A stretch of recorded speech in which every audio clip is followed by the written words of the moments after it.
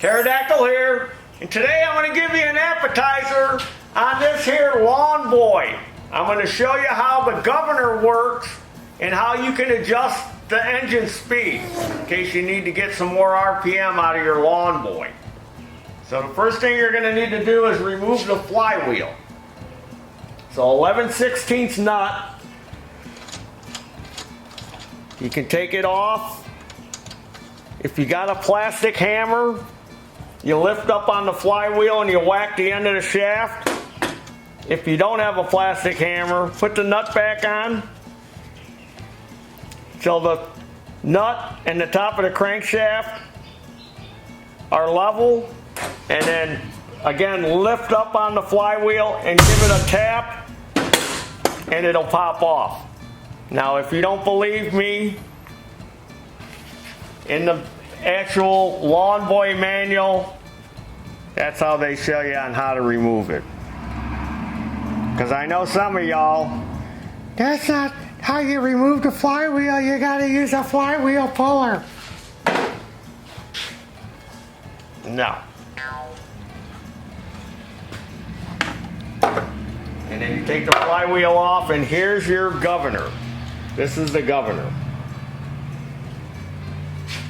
And it consists of this with the weights on it, this collar, which has a spring underneath it, and underneath this collar is a little thin washer, and there's this other plastic collar, which kind of turns. See how that turns like that? So, if you disassemble this for some reason and put it back together, when you put this collar back on, it's got to be all the way clockwise. So this is up all the way. Now notice when I turn that collar, it pushes down on this. You want it all the way this way. So how this works is when the engine starts, centrifugal force forces the weights out, which in turn push on this lever, which pushes on the rod, which is your throttle shaft. The rod goes to your throttle shaft. Here's your throttle shaft. Here's this rod. So when the engine starts, the weights fling out, and that's what pushes on your throttle. Now, they make a tool, which you're not going to have. And we're going to go to the manual on the governor section. See, and like it says, that thrust collar, that's that plastic collar, rotate clockwise. And there's that tool. Now what that tool does, that tool basically represents the taper of the flywheel here. But since you can't put the flywheel on to make this adjustment like they want, you gotta have the special tool.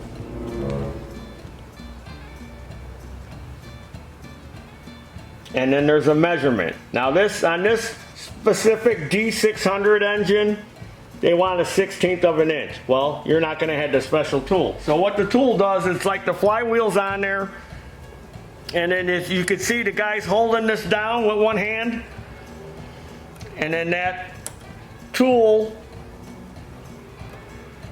acts like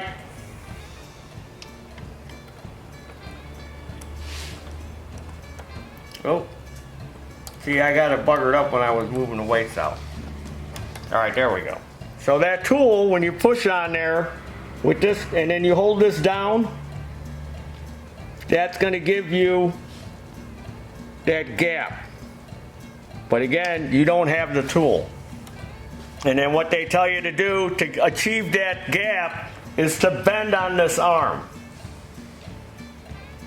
So say your engine's not running fast enough. You want it to run faster. Now I got these weights all buggered up here from when I was playing with it.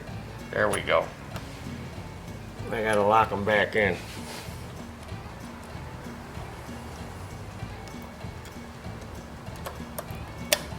All right, there we go. So say you want it to run faster. So what you would do is bend this arm up a little bit. And then you would have to reassemble it and run it and see if it picks up any speed. Because think about this. This right position right now, this thing is wide open. And when you push it down, it's closing the plate on the carburetor. So when I push this down, it's closed. So if you were to bend this down, you're actually closing the throttle, which would slow it down. So if you bend this up, you're letting this up more, which is going to give you more throttle.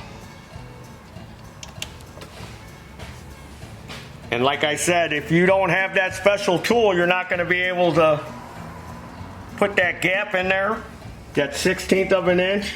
I think there's another model where they want 1/8 of an inch. So you have to bend this arm. So that's what you do to get more speed. Now they recommend that this engine run at 3,200 RPM. That's the max speed they want this to run at. So this one I had to adjust. It was only running at about 2,900. So I bent this up. So now I'm going to put the flywheel back on. Now if you notice on this collar, it says key. So they kind of want you to line that up with the keyway.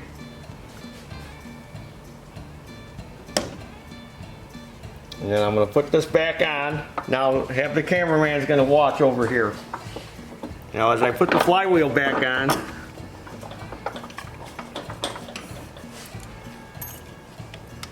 again, when this thing starts and runs, it's going to throw those weights. And then that's going to be our speed. So now I'll get 11/16 and I'm going to tighten that down. And we'll put the gas tank back on.